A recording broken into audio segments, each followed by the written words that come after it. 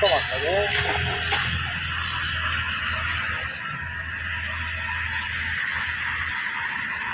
মাছ লাগে না মাছটা বলুন তো না মাছটা বলুন তো না বাড়ি উড়ি আনছেন না ও গাড়ি লাগে দাদা ইতে মাছ দেখতে বা বাড়ি নতুন গাড়ি সাপ পানি নেই